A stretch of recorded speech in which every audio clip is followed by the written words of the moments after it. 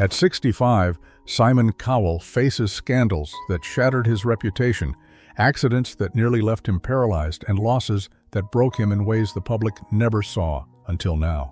His life is not the glittering empire most imagine. It is a collection of tragedies carved into his body and soul. Once the most feared man on television, he built an empire of fame and fortune. But behind the sharp suits lies a man fighting battles that no stage could ever hide. Simon Cowell's story begins not with fame, but with silence. Born in 1959 in London, he grew up in a home that looked glamorous from the outside, but was fractured within. His mother, a ballet dancer, carried herself with elegance, but kept her emotions distant. His father, a music executive, measured love through achievement, never once telling his son, "I'm proud of you." For young Simon, affection was absent, replaced by cold expectations and constant comparison. School offered no escape. At Radlett Preparatory and later Dover College, he wasn't the star pupil but the restless boy who clashed with authority and drifted on the margins. Teachers overlooked him, peers outshined him, and the sense of invisibility took root. He scraped by academically, but each failure felt heavier than grades.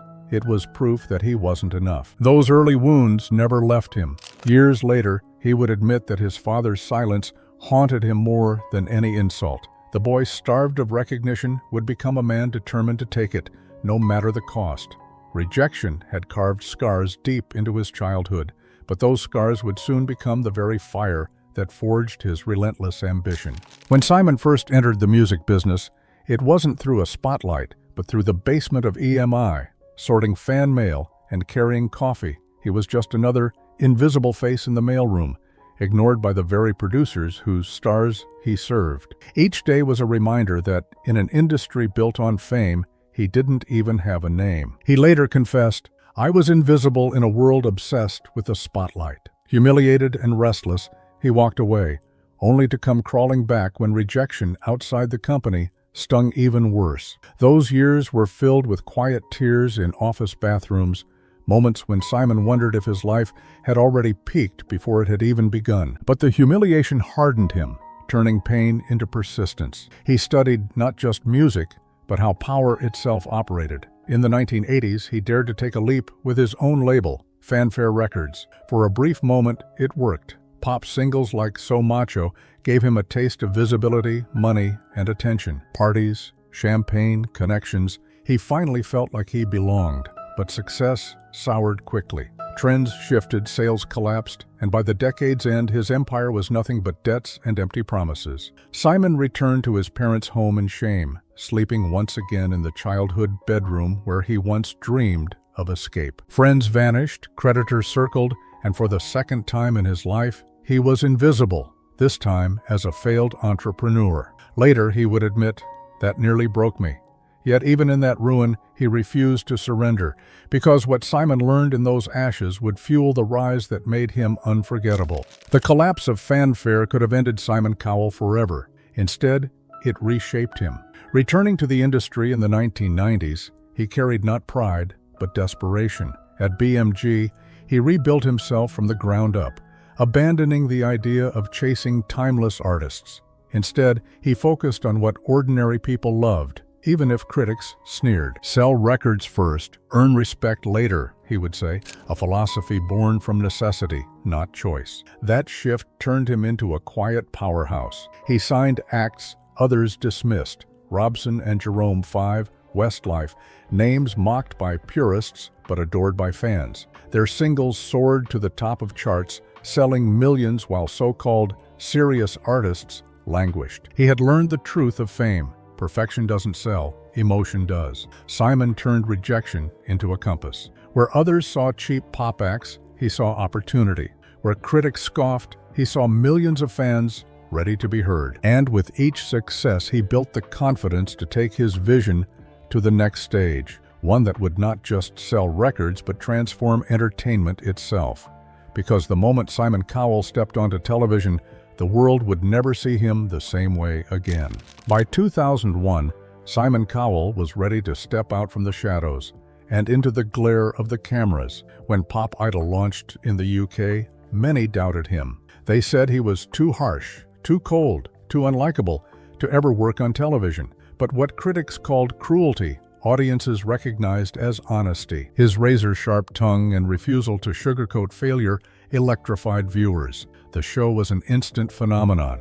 And when American Idol followed in 2002, Simon became a household name almost overnight. Week after week, millions tuned in not just to watch contestants sing, but to hear Simon's verdict. His blunt put-downs, his raised eyebrows, his long, cutting silences, these moments became as iconic as the performances themselves. Soon, Simon wasn't just judging talent, he was shaping culture. The X Factor in the UK, Got Talent spreading across the world, formats stamped with his name, reached over 600 million viewers across more than 100 countries. By the mid-2000s, the press called him the most powerful man in television. His words could launch careers, destroy dreams, or create global stars in an instant. You have no talent, Simon. You're mean. But power comes with a price. As his empire grew, so did resentment. Tabloids painted him as a villain, crowds booed him, contestants broke down in tears under his blunt critiques. He later admitted, "I knew people hated me, but I also knew I couldn't pretend to be someone I wasn't." His honesty built the empire, but it also left him isolated, a king sitting on a throne that felt more like a prison. Behind the cameras, Simon's life grew lonelier. Endless auditions, relentless schedules, and global pressure drained him. The laughter of audiences was replaced by silence when he went home at night. The boy once starved of affection had become a man starved of peace. And soon the empire he built would come crashing into scandal. In 2013, Simon Cowell's carefully controlled empire was rocked by a scandal that blindsided even him. News broke that he was expecting a child with Lauren Silverman, the wife of his close friend Andrew. Overnight, the headlines screamed betrayal. The man who had built a career out of judging others now found himself on trial in the court of public opinion. It was one of the darkest moments of his life. Andrew filed for divorce, friendships collapsed, and whispers followed Simon into every room he entered. For a man who thrived on control, the humiliation was unbearable. Years later, Simon admitted simply, "It was not something I'm proud of." No excuses, no spin, just regret. But from the ashes of scandal came the most unexpected salvation: fatherhood. When his son Eric was born in 2014, everything changed. The ruthless mogul who once measured life in ratings and contracts now scheduled his days around bedtime stories and Lego towers. "My priorities completely shifted," he confessed. The sharpest judge on television softened into a devoted father, often saying that Eric had saved him from a dangerous path. Still, the scars of scandal lingered. Trust was shattered, friendships were lost, and the guilt never fully faded. But for the first time, Simon found a role that mattered more than empire: being a dad. It was a fragile redemption, proof that even the most powerful man in television longed for something deeper than fame. Yet just as fatherhood steadied him, life delivered its cruelest blows, reminding Simon that no amount of love could shield him from heartbreak. Just as fatherhood gave Simon Cowell a reason to heal, tragedy struck again. In 2015, his mother, Julie Brett, passed away at 89. To the public, it seemed a natural end to a long life. But for Simon, it was devastation. Julie had been the quiet anchor in his stormy childhood, the one person whose approval he always craved. "Losing my mom was the hardest thing I've ever gone through," he admitted softly. The grief stripped away the armor he had worn for decades. But fate wasn't finished testing him. In August 2020, while testing a powerful new electric bike in the courtyard of his Malibu home, disaster struck. One moment of miscalculation, and Simon was thrown violently to the ground. His back shattered in multiple places. Hours of surgery followed, a steel rod implanted in his spine, and doctors warning he might never walk again. "I came within a minute of not making it," Simon later revealed. For a man defined by control, the irony was brutal. The titan of television, once commanding global audiences, was suddenly confined to a hospital bed, unable to lift a glass of water without agony. Even after months of rehabilitation, his recovery was grueling. Standing required assistance, and each step felt like climbing a mountain. And then, cruelly, it happened again. In early 2022, Simon suffered another e-bike crash, this time shattering his arm and bruising his face. The headlines mocked him, calling him reckless, fragile, even foolish. But behind the jokes was a man facing his own fragility, stripped of the invincibility he once projected. The boy who once feared invisibility was now terrified of something worse, leaving his son without a father. As Simon struggled with pain and recovery, another battle unfolded, not in his spine, but in his reflection. For years, he had quietly turned to cosmetic procedures, Botox, fillers, touch-ups, designed to hold back time under the harsh glare of television lights. At first, the changes were subtle, but by 2021, fans were stunned. His face looked stiff, swollen, almost unrecognizable. Headlines blared, "What happened to Simon Cowell's face?" Memes spread mercilessly. The judge had become the judged. The irony was cruel. For decades, Simon built an empire by evaluating appearances, by deciding who was star material and who wasn't. Now he was the one being mocked, dissected, and ridiculed. In rare honesty, he admitted, "I went too far. There was a point I looked in the mirror and literally didn't recognize myself." It was more than vanity. It was an identity crisis. The ridicule forced him into retreat.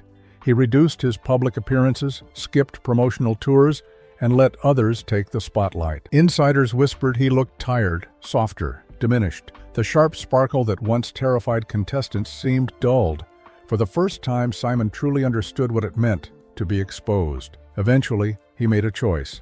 Enough. He abandoned cosmetic work entirely, allowing age to reclaim what needles had altered. "I'd rather chase memories with Eric than chase youth," he confessed. The decision marked a quiet surrender, but also a rare peace. He no longer needed to appear invincible. He was ready to be real. But just as he made peace with himself, tragedy would strike again, this time in a way that shattered his heart. In September 2024, Simon Cowell faced a loss that no amount of money, fame, or resilience could prepare him for. Liam Payne, the boy he first saw nervously auditioning at just 16, the voice he believed in when few others did, was suddenly gone. At only 31, Liam's fall from a hotel balcony in Buenos Aires stunned the world. To fans, it was shocking. To Simon, it was devastating. This wasn't just another headline. Liam wasn't simply a contestant. He was family. Simon had been the architect of One Direction, the band that defined a generation. Watching Liam grow from an insecure teenager into a global superstar had been one of Simon's proudest achievements. To lose him so young felt unnatural, merciless. "It was like losing a son," he whispered to a close friend. For days, the world mourned. Vigils lit up cities. Fans flooded social media with tributes, and One Direction's music echoed everywhere like a ghost of what had been. But Simon's grief was private and crushing. He paused projects, stayed away from cameras, and clung to the one thing he still had, his son, Eric. Friends noticed how tightly he held him, as if each laugh and bedtime story carried the weight of all the moments Liam would never live to see. The loss scarred him. For the first time, Simon began speaking less of empire and more of legacy, less of ambition, more of presence. Liam's death forced him to confront life's most brutal truth. Even the brightest stars can vanish without warning. And now, at 65, the once ruthless judge who ruled television sits not as a titan, but as a man forever marked by loss, fighting time itself, and searching for peace in the scars he carries. At 65, Simon Cowell is no longer the ruthless king of primetime television, but a man reshaped by survival, tragedy, and fragile redemption. The boy once starved of affection became the mogul who built an empire, but at a cost that left scars deeper than fortune could ever hide. Scandals shattered his image, accidents nearly left him paralyzed, and losses carved grief into his soul. Yet through it all, he found something more lasting than ratings: the love of his son and the humility of survival. Today, Simon speaks less about power and more about presence. His legacy isn't just the stars he discovered or the empires he built, but the reminder that even those who seem untouchable are fighting battles no camera sees. Perhaps the tragedy of Simon Cowell isn't only in what he lost, but in what it cost to finally discover who he really is. Drop a comment below, and don't forget to like and subscribe for more forgotten Hollywood tales.